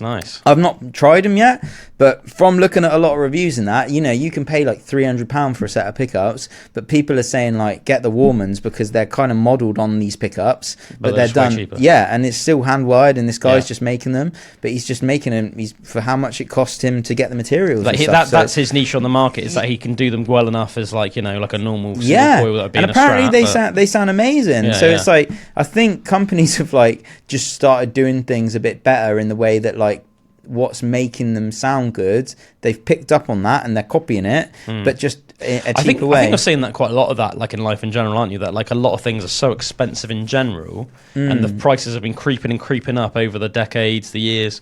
And then, like, you know, you get people, whether it's like luthiers with guitars or maybe like, you know, other areas, like certain like mechanics maybe in certain car sectors and all sorts of things. And it's like, it's ridiculous to expect people to spend like $5,000 on a guitar or something for that level. So you can almost like do a cheat code. Yeah, like, do you know what I mean? It's almost like a cheat code. It can still be a really nice, 80, especially if it's been worked on and like you've set it up nice. So that's what he's saying in this thing. It's basically like, on average, say it's 150 quid to do to get a luthier to do a real nice fret level, fret job and set up and everything. He's basically saying, if you're a parent out there and you want to get your kids a real nice guitar, don't spend like £800 on one that's probably not been set up like right, or and that, like, get a cheap guitar and then pay 150 quid to a technician to set it up perfectly, and that's going to play nicer than some that you can get for three times the price and that, I think there's something a lot to be said as well for like, I think in general in life people put too much of an emphasis on kit and not on like mastering whatever it is you're into, don't you think? Yeah. You see it in all sorts of things. And also something that like I've been hearing a lot, and like I don't know, it'd be interesting to say like take your Gibson guitar and like how it was built then, like at that point in history when what was going on, but what people are saying now is that the Gibson quality has been going down I've heard over years, and obviously it depends whereabouts you buy it from. But the price has been going up. Yeah. So they've that done. That takes a mick, doesn't it? Yeah, and like it's all, with Gibsons, what they're saying is like it's all about the brand. So they've built up this brand, and it's the brand that people are paying for. You see that with cars rather than the quality of the instruments. Yeah. And that's what we're saying. There's this whole Chipson thing going on, where they're getting people buying Chipsons. People are shallow, aren't they? Basically, that's what it comes down to. I don't mean that in a negative way. I'm not saying everyone's shallow, but there is that element in society, isn't there? And I've people been are paying there. for badges. I've 100% been there as well. Like with like especially like the guitars and stuff, and like what I wanted is when I was younger and stuff, and like the Gibsons and stuff, and like and everything. But like now I'm like kind of like looking at like, oh, if I really learn how to set up a guitar in an insane way and refret and do all this stuff, like I'll be able to make anything. Building your perfect guitar. Yeah, and you can do it a lot cheaper than say getting a $5,000 Gibson. And it's cool as well because you're like making it to suit you. Yeah, because at the end of the day, it's a bit like going to like it's knowing the bones of it. Rather it's a bit like than going to a shop and just buying like a generic suit, or going to a tailor's and getting something made for you. If you actually have the ability, the means to make something tailored to you, well, you're going to think obviously that's the best thing because it's tailored to you, because it's perfect for your specifications to suit you. And then it is, and then when you see like the luthier thing, I'm like, because then that was like, I think that's a bit different with like, say, cost wise. Like I know why some of those cost thousands, because you can see how many hours of work has gone into these things. And with the big brands that are like factory produced guitars and like any big brand that's doing that, unless it's like a custom shop and it is all made by hand or whatever, a lot of those processes are kind of like it's a production line kind of thing. There's like different departments will be doing different things. They'll do the body and then they'll kind of put it all together, and it's a big operation. But like with a handmade guitar, completely handmade guitar, it's normally like one person in their workshop with hand tools and like with all the stuff, and like really just going to town on every part of the process, and you can feel that and you can see it in it. Do you know, is the reason why Gibson's going downhill, is it just because of the mass production aspect of it, do you think? I don't know. I think I think there's been a bit of a story to it, like changing in facilities where they were making the guitars, also like the people that were building them, like the master luthiers and that, and then and like a lot of them have just, it's like production line stuff, like the amount being pressed in made. Factories rather than and I think they've got the elements of it, but I think it's like who works there and that as well. Like I know there was a company that Alex Skolnick had this like custom Les Paul guitar that wasn't by Gibson. It was like this other company, and the name's gone off the top of my head, but I remember reading about it, and it was like these luthiers, these master luthiers of Gibson that were getting a bit frustrated with the way Gibson was going, so they left Gibson and started making their own guitars, like and still the very handmade, like doing it in that way. So they almost like went away from Gibson and like started doing their own thing, and like I suppose it just changes like the way that it's all being I run think in that. It depends, obviously, because I remember hearing, because some Gibsons like made in like Mexico, and they tend to be like almost like looked down upon a bit, like I know just purely for the fact that the ones that are made in Mexico, for whatever reason, there doesn't seem to be as much TLC, as much care into making them as say one that's made in like a factory in North America. And it's crazy, and you think of like the Epiphone line as well. Usually that they were like much more reasonably priced. And they like are like half to a third of the price. Yeah, or even more sometimes. I think, and but now. It's weird, like the Epiphones are still like over $1,000 and stuff. Like defeats the object of it. Yeah, and they're made in like China and that still, or like wherever it is. Like and that's what people have been comparing the Gibson and Epiphone and saying that they're in a similar ballpark. Yet a Gibson is like £300 compared that's to mad, compared to like over $1,000 for the Epiphone. And it's this brand thing, like you're paying for the brand of like, oh, it's a Gibson, but then Gibson's is like $5,000. I think you can really apply what we're talking about with Gibsons to like so many things in society as well. As I said, whether it's like cars or like even maybe like clothing brands, I don't know, it's not just a problem that's going on with instruments. I think you see it happening in loads of different sectors of the economy, like in life. But one thing I'd be interested, obviously as somebody that knows more than me about guitars, do you think that companies like Gibson are running the risk of potentially in future setting themselves up for bankruptcy? 100%. Yeah. And as well, and like because I was hearing this, the guy that I said who likes the high action. Do you know if they're are they selling as many guitars as they used to? I don't know. You don't know. I don't know. Interesting to look into, isn't it? Yeah, but I thought in my head it's going down a bit. Yeah. Like, but I don't know whether that's true. But at the moment, they can still live off the reputation. But yeah, it's definitely more about the brand and the quality. Like, musicians are saying the quality is going down a bit, but like the brands, like they're pushing the prices up and that. And I heard Rob Chapman, who's he's like a famous YouTuber. And have you ever seen Andertons, like the videos where they're on YouTube, like a lot of guitar testing? It sounds familiar. But I don't know why. He's done like hundreds and hundreds and hundreds and hundreds of like guitar tryouts and stuff of like a new guitar comes out, and he's got his own line of guitars called Chapman Guitars, and they're really cool as well. And like I've seen loads of videos of that, and he's got a guitar company, and he was talking about the pricing of the guitars and the way it works. And when you're paying for that guitar, you're not just paying for the cost of what it costs, the materials and to make it.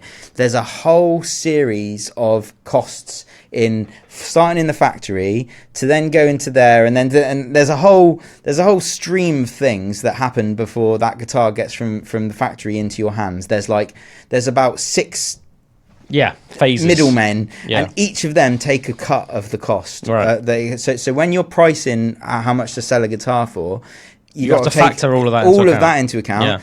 But then also it's the brand thing. So what he was saying is basically there's no correlation in quality of the instrument and how much it costs, or there's less than you think. So say Gibson or like one of these bigger brands that are charging thousands and thousands for like still like a factory made guitar. It's basically how much can we get away with. We're looking at the market and looking at the sentiment and looking at the thing, like how much can we get away with charging for this guitar, rather than like it's not just taking into account all those 6 people. Okay, it costs that much to do all that, so we should sell it for 50% more than that. It's not that. It's like they're looking at the vibe of what the I think market's like. It's a dangerous game to play, isn't it? And I think at the moment what they can capitalize on, a lot of it is that there are still some absolutely like beloved world-class musicians that still that are in their 40s, 50s, 60s, 70s that are still beloved themselves and are still putting out great music that grew up revering these brands. As a result, you see people like Alex Lifeson from Rush, Dave Mustaine from Megadeth, Jerry Cantrell from Alice in Chains. They're signed to Gibson and they've got their custom line. And as a result, obviously, because those bands have all got like millions and millions and millions of followers worldwide, it gives more of a monopoly on that. It's giving credence to like, okay, this is the top tier brand. These like musicians that people like revere in their circles, like like revere these brands. These musicians that revere themselves revere these brands because they grew up wanting a Gibson or they grew up wanting a Fender. Do you know what I mean? It's like that thing.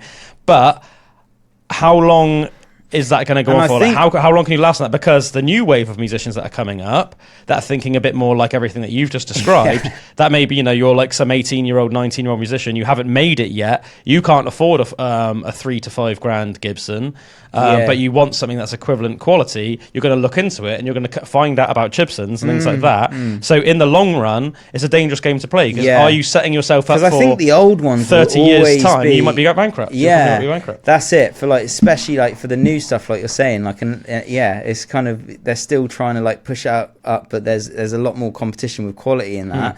And it's like, and those old ones, it's like that, they will always be, they've always still got that, like those really, like, it's like the Martin as well, like pre-war Martins, like so pre-Civil War Martins in America. Like, they are an insane amount of money in that, and they're so revered as like the best acoustics and stuff. And it's like, they will always be like that, but it's like the new stuff that's coming out, it's like, do you know what I mean? It's like, it's not the same level and that, you know, it's like, so I do think it's quite dangerous for, like, you hear, like, you know, people do, just like people that are like really into, you know, like instruments and guitars and stuff, like, people do just hold, like, say, like a 60s and 70s Les Paul or Strat in a completely different light to a modern one. Like, a completely different light. It's like, you know, it's like, if someone gets their hands on, like, a 962 Les Paul, that's like, oh! Do you know what I heard what was funny as well? Like, you know, like a Strat is like a bolt-on neck, and there's, like, the maple necks, and, like, they get the wear on them, don't they? And you can see it, and people love that, like, on an old 60 Strat or something, because it's like, you can see how much it's been played and everything, like the marks all up the fretboard and that, like, not so much the frets, but like actual on the fretboard. And like, so that's, you want, you know, that will sell more than like a proper road worn Strat will sell more than like something pristine. Well, maybe not, but do you know what I mean? Like, people want that. And the reason that he designed the necks as bolt-ons are that when you wear them down, you'll be able to change the neck quickly. They're like interchangeable. And I thought that was really funny, because it's like, that would be sacrilege if you had like a 60s Strat neck, like, and you want it to look played in and to have all of those things. Like, people like revere that stuff, don't they? 100%, but the actual initial reason that he made it like that is so he could change the neck when he like wore it out. I thought that was like quite funny. It's like a fresh neck. Yeah, it's a funny one, isn't it? It's a funny one. Yeah, it's interesting, isn't it? Because, you know, we can talk all, you know, I feel sort of like torn, as I said, in my mind, and don't get me wrong, it is sort of slightly different points in general, but, you know, we were saying earlier, just touched on, you know, that I think people in general do put too much of an emphasis sometimes on, you know, brand, kit compared to, you know, progressing yourself, because despite everything we've just said, and don't get me wrong, it's a completely different thing. So obviously what I'm about to say doesn't mean I still think that you should have your really quality high end. Of course, you should have quality high end of everything. Yeah. And then you should have your more affordable stuff. But one thing that I see, which I do think is interesting, is seeing like a certain section of society put too much of an emphasis, say, on like, say, kit and not enough on progressing themselves. I think that's very interesting, isn't it? Because at the end of the day, that's a really good point, man. At the end of the day, like, you take like one of the best guitarists in the world, or the different example, take one of the best runners in the world. Like, it doesn't matter if runner is wearing a pair of £10 shoes from Sports Direct, or is wearing like some custom made New Balance or Asics. What do you know what I mean? It's like it might make a slight difference, but the difference is negligible. Yes. It's not like going to change the game. What do you reckon? It's like the top like 4%. Yeah, it's like 4% difference. But like the other 96% is you. Yeah. So like, you know, you take one of the world's best guitarists, you could give them the cheapest, most rubbish guitar on the planet. They will find a way to make that sound amazing. I remember Aston talking about that at some point as well, and like saying like people are always asking him what gear and that, and he's like, I have had many different guitars. One say worth £80, built very nice, and I love that guitar, and I play that guitar on the street for many hours. And, and it's like, you know, and it's like, it's true story, like, you know, kind of.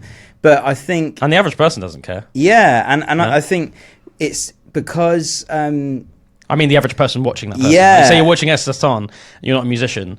You're thinking about the stimuli that he's putting out. Yeah. You're not overanalyzing how expensive his guitar is. That's what I mean. I think, like, as a person, like, the reason that can be attractive sometimes to do that, and you can fall into the trap of like the gear trap and thinking that is going to make me so much better, it's because it's almost like the easy thing to do, something that looks shiny and that looks so cool, and you can get into stuff, and I do it all the time. I look, I'm like, that is so epic, like, that looks so awesome, that's going to be so good and everything, and you're like almost trying to fill this void in yourself of like, what if you learn. So I've done it with gear where like if I learnt the gear that I have to the utmost like degree that you could, I would be creating so much cooler stuff than if I got that new delay pedal. Yeah. Do you know what I mean? Or something like that. Yeah. And it's like you can get more into that mindset of this thing is gonna help me like reach that point that I want to get to. But really, like you say, working on what you have and working on your actually skills and your ability is gonna get you way closer to where you're actually aiming for. Just practice and do the work. Practice the movements. Yeah. You know, I've seen it a couple of times on like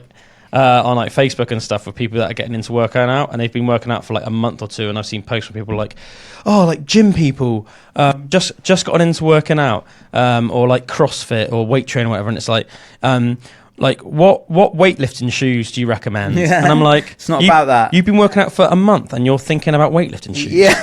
Like, to me, that is mental. Yeah. I didn't buy my first pair of weightlifting shoes. You're thinking, there's going to be a cool question here coming up about a bicep curl or something. Yeah. And it's like, no, what shoes should I get? I think I was 27 when I bought my first pair of weightlifting shoes, and I started working out when I was, I think, like just before I turned 16. Like a month or two before I turned 16. So I went like over 10 years without buying weightlifting shoes. And it was only because at the time, I was training a lot more in power lifts. Like I was training a lot more like my training was a lot more like very, very heavy compound barbell movements at the time, and stuff like that. So I was willing at that point, with over 10 years of training, to buy something which I thought might give me a tiny benefit. But the idea that a month into training, you'd be like asking, sometimes you see people wearing like knee sleeves and elbow sleeves. Yeah. And like, what knee sleeves should I buy? Should I buy 3mm sleeves or 5mm or 7mm? And like, I've heard Ray-Bans are good, but are there anything better? And it's like, what? Don't wear any. Yeah. Or if you are going to buy them, don't like put any. Cut the ends off some socks. Yeah. You literally, it's like you are like focusing on the wrong things. Like, at least spend some years just freaking work out, man. Yeah, that's what just it's work about. Out, you're almost forgetting what it is or about. if it's an instrument, just play. Like, I don't care how you practice. Like, pick some songs you like, learn the chords. Yeah. Practice playing along to it. At first, you're going to be rubbish. Keep playing, you'll get better. Yeah, man. And I definitely like putting the practice in, but I definitely fall into that trap of like what do they call it, gas. What's that? What's gas? Gas is gear requirement syndrome. Oh, okay. And they call it gas, like on forums and stuff. Yeah, but I've got gas for this new. But at the same time, like, that would be cringe if you literally were like freaking awful guitarist. But you are a legit amazing guitarist. So. Thanst, man. Well, you just are. Yeah, it's that being able to like, being able to like, just spend time doing it as well. Like, it's not just about one thing. It's like being able to, like put the work in. And it's funny. I was you get to know yourself more as you get older and stuff, and figure out how you work in that. And this whole thing, like, thanks, man, for like the what you said about this opportunity with the Westfield guitar. Oh yeah, because basically that sent me down a rabbit hole that I've been into since I was like 16. I've always been modding my guitars and doing stuff like that. But like when I scalloped, the feeling that I'm getting from refretting this guitar and doing the work on it. So I probably should prefaced. So for people that don't know, so. There's when we were like literally little kids, when me and Drew were probably like 11, 12, my brother asked for a guitar, I think for his birthday, and he got one, but like I think happens probably 50% of the time. I have no idea, maybe more, maybe less, I don't know. A kid might maybe superficially be interested in learning an instrument. They get it. Long story short, they end up not learning it. They might pick it up a couple of times. It ends up in the corner of the room. Yeah, for whatever. Obviously, it takes a lot of hours to get good at something like playing an instrument. At first, it feels weird for everyone. I remember how awkward it felt for me at first. Still does sometimes, depending on what I'm doing. But it just sat in the corner. I think he was really into like Muse at the time. And I think he was more interested in taking pictures of himself on this little like camera that was like it's like black pointy hair, trying to look like Matt Bellamy from Muse, and then sending it the image of it. Yes, but anyway, that was obviously always my brother's. But when he moved out eventually, I think that ended up sitting in a loft, and I just out of mind outside. I never thought about what happened to my brother's guitar. For all I knew, he'd sold it, or I don't know, given it to somebody. And then about, I don't know how long ago now it was now, like 6 months ago or something, my mum was like, "Oh, Calum, do you want this guitar, or should I just take it to the tip?" And I was like, "Do not take that to the tip." Like, don't worry, it's not like an amazing guitar. It's like the brand's called Westfield. And do you know what? Very affordable. Westfield guitars are actually a Scottish brand. Are they? Which I didn't realise. So I thought that's just a cool that's little quite side cool. note, Yeah, like shout out to your granddad. They're still like Chinese made or whatever, but Right. there was like this company in Scotland called Westfield that Outsourcing. that ordered them in, but they always played nice because they set them up and stuff when that's they got cool. to Scotland. Yeah, so like Westfield for people, it's a very, very affordable brand. Typical sort of first guitar, isn't it? Like first guitars, it's like 160 quid or something for like a Westfield Strat, 170 quid. Although I'm saying that was in like 2000s. Yeah, prices. I don't think you can even get them anymore. No, Like yeah. That's like in like 2002, it'd have probably been like 170 quid for like a Westfield Strat. But looks just like a Fender Strat. And it's like blue, and it had like a sort of like a shiny white, sparkly sort of like fretboard. Anyway, I was like, "Mum, you cannot take that to the tip. That is like sacrilege." The idea of this guitar, I know that like sometimes we as people tend to, what's the word? We tend to like apply human emotions to things that shouldn't have human emotions applied to them. So it's like it's like it doesn't have feelings. It's an inanimate object. It's wood with a little bit of metal and coils and stuff in it, right? But I was thinking in my head, like, this thing has always been wanted to play. Yeah. To be played. Not only is it not ever really been played, but then you're just gonna discard it and chuck it on a rubbish heap, and it's just gonna be there, like thinking like, I will never get my wish. I'm almost like the useless failure of guitars in this whole world. When it was first bought in that shop, it was probably it was dreaming, I'm going to be played, and I'm going to see those bright lights. Yeah. Like someone's gonna bend me. Yeah. Do you know what I mean? Like, someone's going to shred me, and I'm just going to be like, oh, and obviously that just never happened. So I was like, Mum, you can't chuck that out. You can't. That's just such a waste of an instrument. I was like, at the very least, I can just give it to someone. Anyway, took it home, and I thought, but really nice thing to do on Pandora's box if we do like a guitar giveaway. So and Drew, obviously, as Drew's been saying, he's been really getting into his luthier sort of stuff. He has done a lot of modifications to his guitars in the past. We were talking about his old Gibson Explorer, where he put it on like a Stets bar, essentially like a whammy bar, and then took it off. He's done various modifications to guitars, and he's been tinkering it, but wants to take it more and more seriously. So I was like, oh man, there's like a little sort of ongoing project. Do you want to like do up this guitar? Because as far as I think, it didn't have any strings on it or anything, did it? Nah, no, it had no strings on it. All the springs are like all come off the back and that of the tremolo and stuff, and like there's still a ball end of the string like stuck in the middle of the tremolo. I'm thinking, how am I going to get that out? Yeah. But I was like, do you want to like do it up? And then we can like maybe do like, I don't know, like do a project with it, even if it's a bit like, we were talking about the song earlier, like, the Which Josh Are You Getting Today track that we released on the Pandora's Box YouTube I was talking about earlier on the show. Just a little project, like we'll put out a song where we're like playing it or something or something like that, but then do like a giveaway, do the whole like, comment and subscribe to be in with a chance. That's something you got looking forward to, listeners. Yeah, so you could win a guitar for free essentially, just for like liking, commenting and subscribing.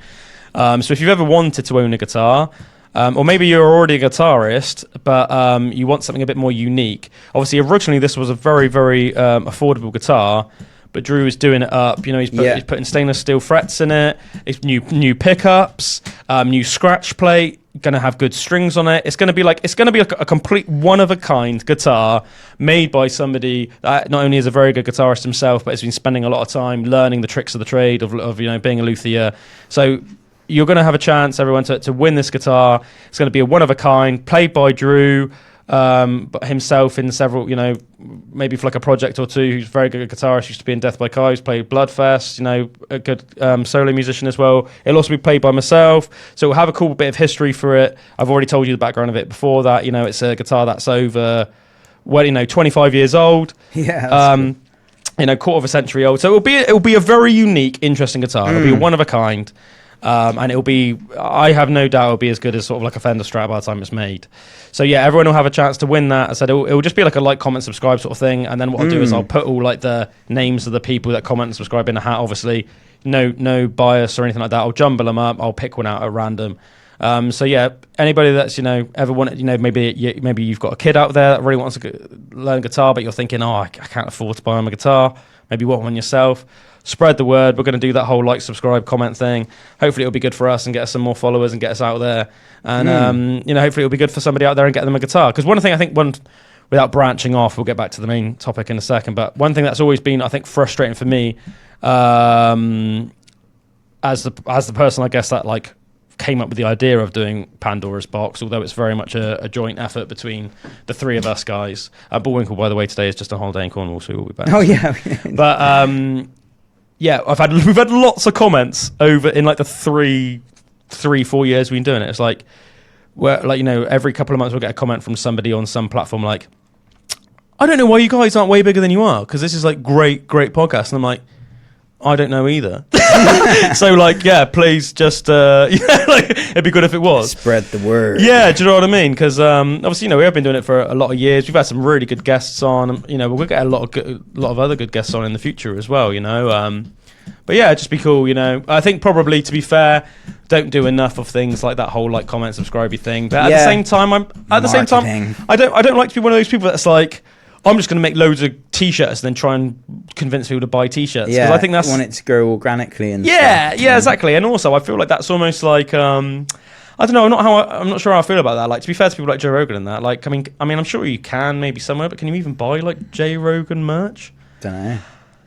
And obviously I wouldn't ever compare myself to someone like Joe Rogan, because he's like one of the OG, you know, largest podcasts in the world. But what I am comparing to is I like more his model of like, you know, he hasn't created this thing. He's just been speaking to really interesting people. He's not doing it to sell products. No. You know? Whereas you see some people, as soon as they get like even like a modest amount of followers or like something, they're just instantly just trying to sell products to people. I'm not doing this to try and sell products to people. I'm just doing it, and I hope that people enjoy listening. You know, like simple as that, you know? But yeah.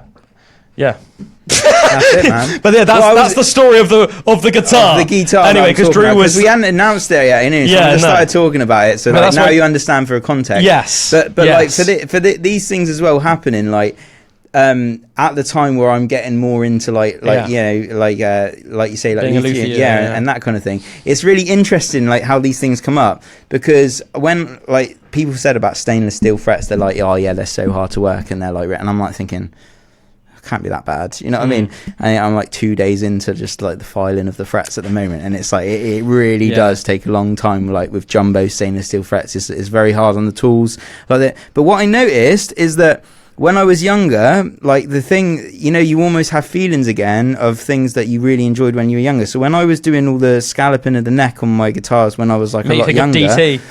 And I was like, yeah, and I'm like, oh my god, I love this. I love it. And what it is, what I've noticed. Where's Mr. Page Simon? It's like I can monotonously do tasks that take a really long time and that are solely focused on one thing. I can just do for a really long time without getting bored. I get enthralled by it, and it's like that's a bit of a weird thing, but I think that's like a really good trait for like a luthier. I think like being a luthier or something. Or if you're creating something, like if you're, and it's even like with music, like sometimes I get lost in doing it, but it's a screen and that, and it's like it's really fun when you're jamming with someone and that. But if you're just on your own, like, and sometimes I get lost in like creating a song like that, it's like screen and that. But I love about guitar building and stuff and that it's like you're doing something that's so tangible in the physical world. It's not that brain fry screen, and it's like you're just it's tactile and it's with like things. And mate, and it's like it's literally and you can, if you've got an eye or something, you can try and make it like really like precise and stuff.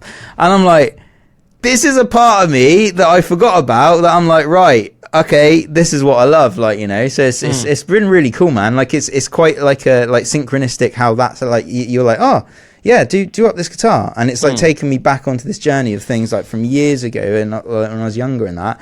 So yeah, exciting new like kind of like I've given you something, a new lease of life. I've given you something to experiment on, which will come out, which will have like a really good end to it. And as I said, it'll be really good because whoever ends up having it. It'll be a great thing for them because they'll essentially have just gotten a free guitar. But then, yeah, hopefully, you know, it'll be good for the pod, and it's good for you as well because it means that, you know, you're, being able to like practice on this. Yeah, on this. I'm gonna get my bandsaw off Danny while I'm down this thing as well. So yeah, add into the tool shed. Oh, nice, man. Yeah, I think there is something. I think finding something like that, whatever it is, that you can, as you said, just put hours Get into lost it, in. and it's almost you're just completely enjoying the ride. And but I find it really weird. I don't know what it is about my brain. It's quite meditative. I find like when you're like just doing one thing, but you can see it progressing as like it seems like because even Dan came in yesterday and I was doing it, and while they were chatting in the living room, I spent a couple hours just doing the frets, and he came and he was like, "Man, you're gonna get so bored like after that one neck, aren't you? Like that you've literally just got 2 frets down in this time." And I'm like, no.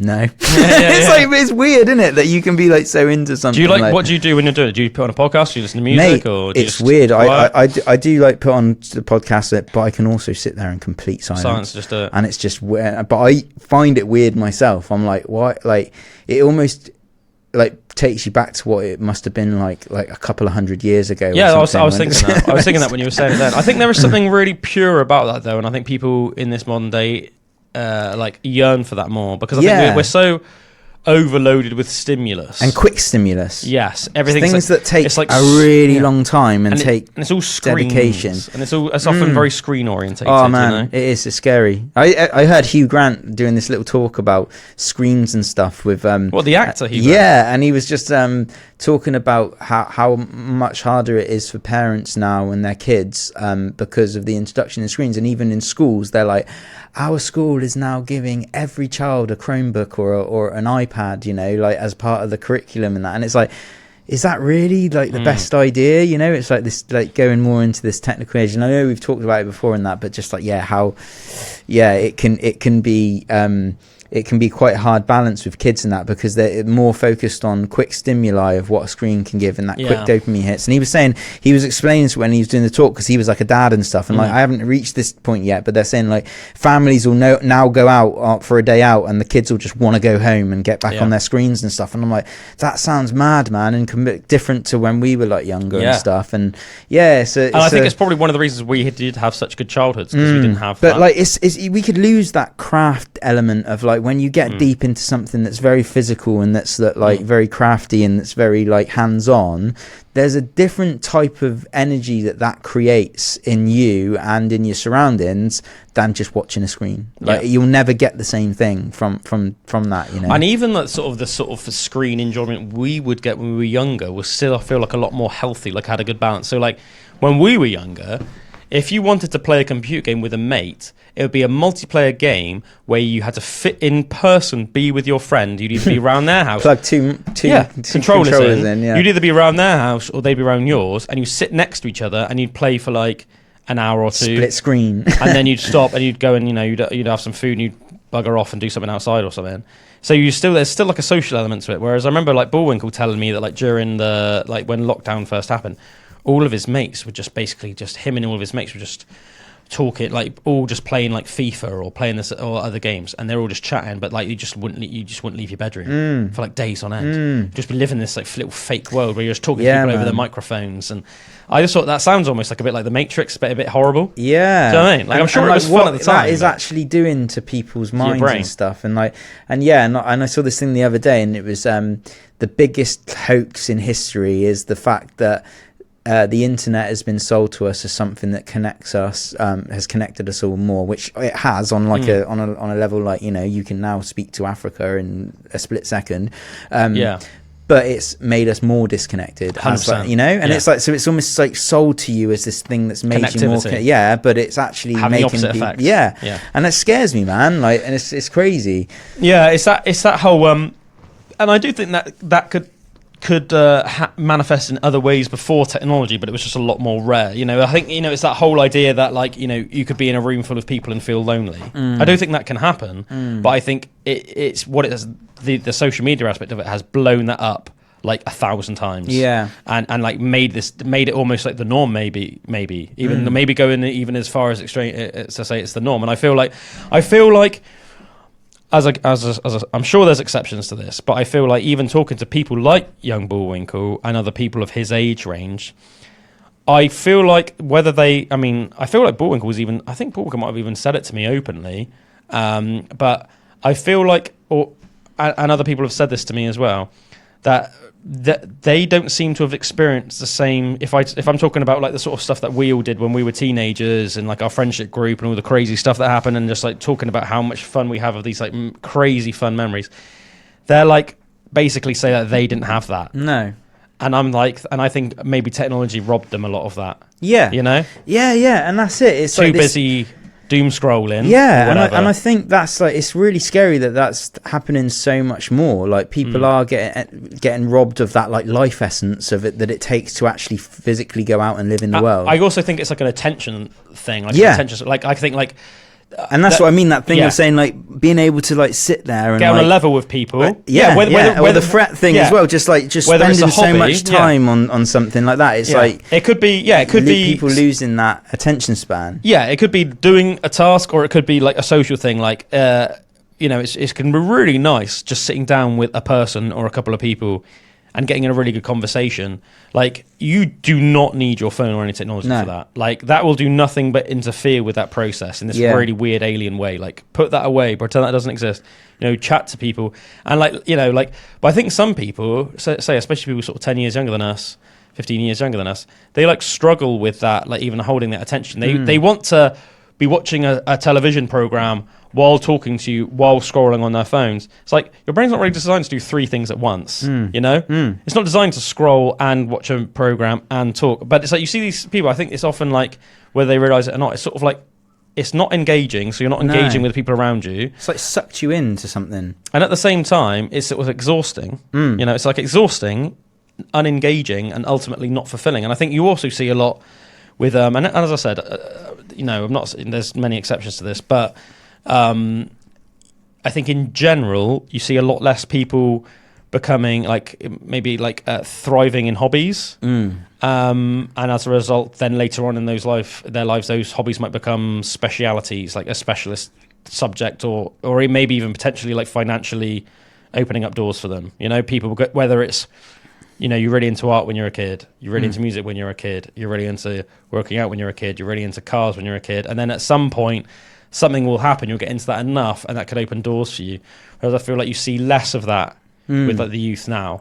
Just like, you know, just all want to be like TikTok stars or something. Do you know what I mean? It's like, well, what even is that? Do you know what I mean? Like, you know, like, what sort of skills do you even need to do that? Like, I know, like for me, you know, I watch YouTube all the time, but I watch it because most of the people I follow are either I'm getting something from it that isn't like a cheap.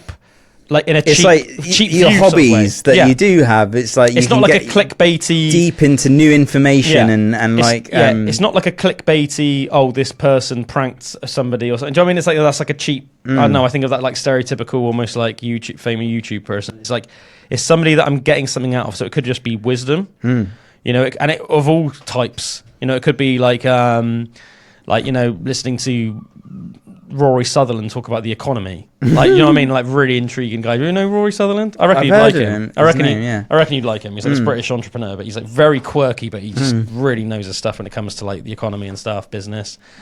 Could be like Jordan Peterson. Could be a really interesting young lady like Brett Cooper. Could be like, you know, Luke Nichols from Outdoor Boys. Shout out Outdoor Boys. R.I.P. Literally just like basically kind of closed his channel a couple of weeks ago. Yeah, man. But like he was like expert outdoorsman, you know, all sorts of stuff, like hunter, outdoorsman, fisherman, like really. Do you know what I mean? But it's like, yeah, all these people, they had like a really high level into something. They had like a high level of something. Do you know what I mean? Or like, you know, we both follow guitar channels. And do you know what I mean? I follow. Could be even people like one of the people I've just started following most recently. So I think it's really interesting. Is this guy called Magnus Mitbo? I think that's how you pronounce his name.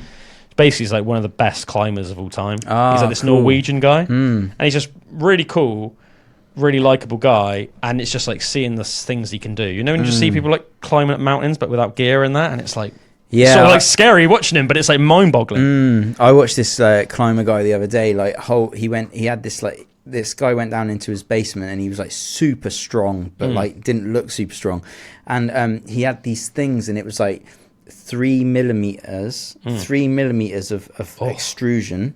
Yeah. From I like that word, extrusion. Yeah, but like a line extrusion. Yeah. And he'd put his fingers on, and he would lift himself up and Yeah, do like a pull up, like on like 3 millimeters. Yeah. And the other guy would try it and be like, I can't even hold it. I can't even. And it's like these mad techniques that they have their fingers and this strength in their hands and that. Yeah, and that cool. Magnus Mitbio, he does one-fingered pull-ups. So like one finger. Yeah, he literally just hooks it like that with one finger, and he does pull-ups. Oh my god! The first reason, but getting back to the original point is all of these people. Do you know what I mean? It's like they started. They're people that tend to be like around our age or older, and at like childhood, or at least when they were young, they started going down a path of learning something. So like Magnus Mitbio just started climbing when he was a kid because he enjoyed it, and then ended up becoming one of the best climbers of all time. He still holds like world records in like climbing mountains in Norway faster than anyone else, and like crazy dangerous ones and stuff like that.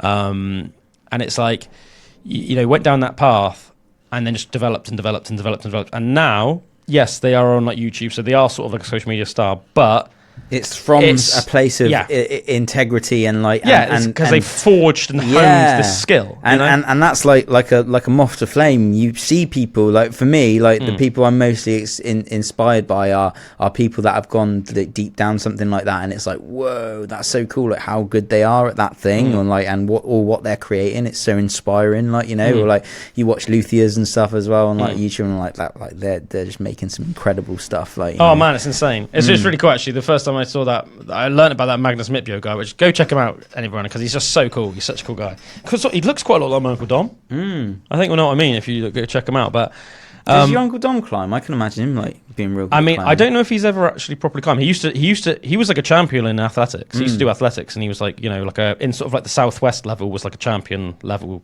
regional guy. I don't know if he's ever climbed much, but he would be amazing because he's like the chin up dip king. Yeah, I think he's done something like 42 dips in a row before, like one rep. For like how many dips you can do at a time. Yeah, and he's won loads of like chin up, like pull up challenges and stuff like that in the past and things like that. I think he did one recently, but like one recently, just like in the gym he goes to. But what was I getting at? Oh yeah, so I follow like Eddie Hall's YouTube, and he's like one of the world's strongest man. first man ever to deadlift 500 kilograms, which people thought was like physically impossible. Just thought the human body could never accomplish that. But yeah, he had Magnus on his channel, and they both did like the British Army fitness test. And apparently it's not the entry level British Army test, so there's like a one that you have to do to enter the army, and then there's a slightly harder one that you have to do every year once you're in the army, right? To basically, and then it like gauges your, so you have to obviously have like a certain, still on par. Yeah, you have to have a certain level of fitness to be in the British Army, and if you fail, it's not like you're kicked out of the army, but then essentially apparently what you have to do is then put in extra PT work, so you'll have to put in extra time with an army PT to get your level back to a good degree again, to a good standard. That's cool that they're like keeping people to a standard. Well, I think you have to. Yeah. You can't be like deploying people on these like serious missions around the world, and they're like physically inept. But I thought it was really interesting. It was really interesting because obviously you've got Eddie, who's like 360 pounds, like massive. Yeah. And you've got and then you've got Magnus, who I know I'm switching my metrics now, but he was like 70 kilos. So I can't remember how much Eddie was. He's like maybe like 150 kilos or something. And then like Magnus was like 70.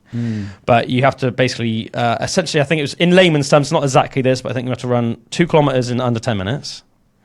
And then they assess your hex bar deadlift, because you have to like carry a lot of heavy stuff in the army, obviously, whether it's like kit and equipment and stuff. So I can't remember what the pass was, but the maximum points you can get is if you can deadlift 140 kilograms 10 times. And then after that, they do how many push-ups you can do in a minute, and then how many pull-ups you can do in a minute. So they did it together. And I just thought it was really, really interesting. It was really interesting. What was the outcome of both? Can you remember? Like Magnus, like did better than Eddie. Yeah, Eddie's did amazing. Did he? Eddie did amazing. I mean, the thing is, they're so different. Obviously, Eddie is one of the strongest human beings. I feel surprised. Like his stamina would be up to. Well, I think once you get to a certain level of athletics, or like sports specification, even though you're going to tend to be a specialist if, say, you're like a strongman, because you're essentially compromising speed and fitness for pure strength, because there comes a point where you're going to have to compromise that to get stronger. Yeah. But that said, once you get to the most extreme levels, people in general are going to be extremely good athletes, which means obviously they're going to be very good at things across the board, even though they've compromised certain aspects of their athleticism. But I mean, when Eddie Hall was like a teenager, he was like a national champion, like swimmer, for example. So he was like one of the best swimmers, like kid, teenage swimmers in the UK. Like he could have gone on to do it in the Olympics, but he sort of fell out in love with it, you know. And there was not really much money in swimming either, so he thought, like, what's the point, you know? But yeah, so he was one of the best swimmers in the world. So like he, you know, Magnus, obviously because he's so much lighter, he did run the 2K faster, and he did way more pull-ups than Eddie. Eddie obviously did a lot better on the deadlifts, but Magnus still did great, you know, because obviously when you're climbing, man, they have this insane strength. As I said, one-fingered pull-ups and that. Yeah, I find it mad when you see people that are like smaller that can still like really lift like heavy weights and stuff. That strength is like crazy. What you can cultivate. Yeah, and then they both did really good on the push-ups as well. Because even though Eddie's like massive, I can't imagine him doing like fast push-ups. Oh man, he was. Yeah, that's cool. But, as a strongman, though, you learn to be explosive because you're not like sometimes, you know, bodybuilders you hear about like, oh, like dude, like slow and controlled. Like if you want to be like one of the strongest men in the world, you have to get really efficient at lifting things super quick. You know, it's like it's not about slowly lifting something; it's about getting something from A to B in the most efficient and quickest way possible, you know, because that's how you win events, you know, it's like, you know, so like say those Atlas stones they do where there's like 5, the winner is who puts all 5 of them on as quick as possible. Do you know what I mean? It's like there's no good trying to like do it all slow and measured, you know, you have to do it as quick as possible. Like. So yeah, he's very good at being like you know, like but it looks like funny in a way because he is such a big guy. But anyway, long story short, that Magnus was he's a cool guy, and it was cool. It's just seeing it different, but I think it's good as well because he quite inspired me as well, that Magnus Miga guy, because it's like and it's coincided with me as well, like because I've lost like over a stone since like January. I'm like down, like I've lost just over a stone, so I'm the lightest I've been in like a long time. Because I think, you know, it's like it's funny, isn't it, how like you can like gradually get out of shape without almost like realizing, not that like you completely not realize, if you know what I mean, but like it's slowly. It's not like something that happens overnight. It's like, you know, especially if you become like a dad a little bit and you get like slowly get that dad bod. Do you know what I mean? You're not like so prioritizing things like training. You're prioritizing more like family time, taking your family out for like nice food, eating nice food with the family at home and that. And then, you know, you're not taking things so seriously. But like, because I've lost weight recently and then watching someone like Magnus, it's like made me think, oh yeah, like I already do a lot of body weight stuff anyway. But it's just enforced even more that I want to like get better at stuff like that. You know, it's like a different type, you know, because I've always been really into like strongman and stuff. But like seeing, just how well Magnus can manipulate his own body and just how much of a versatile athlete that makes him and stuff. I think that's really, really cool. I think that's really, really cool. That's awesome, man. Yeah, branched off a little bit at the end there, but anyway, I think we're going to leave it there, folks. Unless you want to add anything, man.